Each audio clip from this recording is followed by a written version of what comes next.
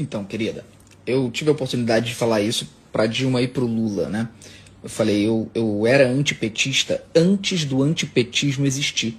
Na época que o Lula tinha 85% de aprovação, eu tava lá nos 15%, gritando que ele era bandido, corrupto, safado, vagabundo. Eu tive uma criação conservadora.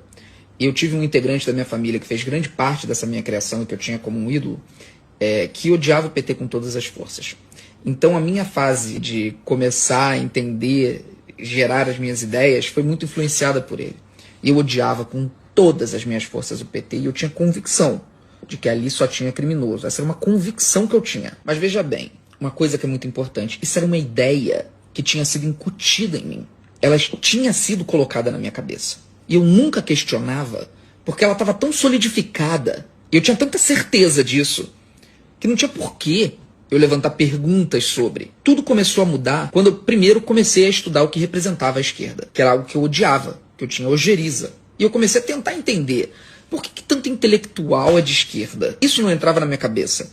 Eu falava, por que tanta gente mega inteligente defende essa ideologia tão absurda, assassina? Eu comecei a tentar ler e entender por quê. E ali a coisa começou a mudar de figura, quando eu comecei a ler livros a esse respeito. Mas isso foi o que foi mudando o meu imaginário sobre a esquerda. Sobre o PT e o Lula e a Dilma, o que realmente foi fundamental para eu mudar foi quando aconteceu a Vaza Jato. Eu era um cara que achava que o Moro tinha sido um herói.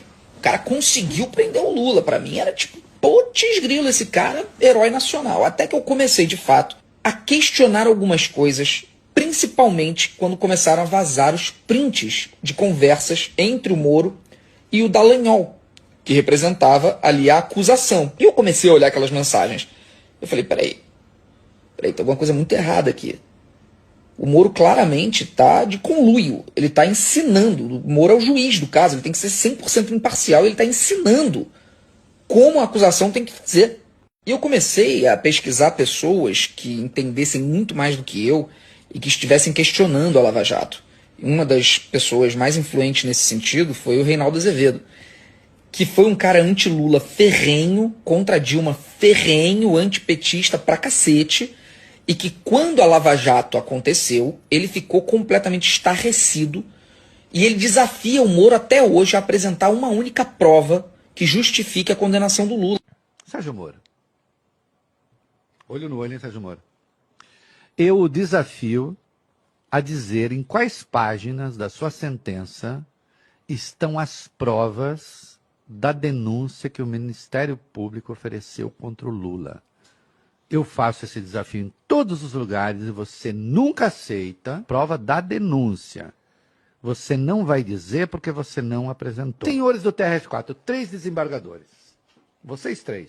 Eu faço o mesmo desafio. Eu quero saber em quais páginas, vocês também nunca me disseram, porque eu já fiz esse desafio também. Em quais páginas vocês acharam as provas? Então, quando eu comecei a ver o que tinha acontecido de fato ali, e o que tinha acontecido no golpe da Dilma, foi como se meu mundo ruísse mesmo. E isso é que é o mais difícil pra gente. Porque a gente se cerca de convicções e a gente tem certeza que tá certo. Quando alguma coisa abala isso, a nossa vontade é de sumir. Como que eu ia mudar de ideia depois de tantos vídeos xingando Lula? E aí você tem 2 caminhos a seguir. Ou você segue a sua consciência, pede perdão, e tem a humildade de recomeçar do zero, consertando as cagadas que você fez, ou você escolhe o caminho mais fácil, que é o que a maioria faz. Teimosia, continua justificando os próprios erros e continua acreditando piamente que está certo.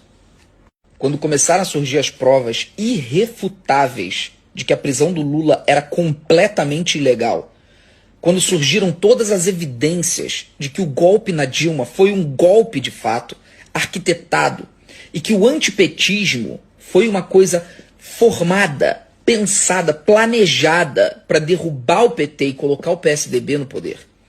Quando isso tudo ficou cristalino para mim, o meu mundo realmente ali naquele momento abriu um buraco e a única coisa que eu queria era assumir.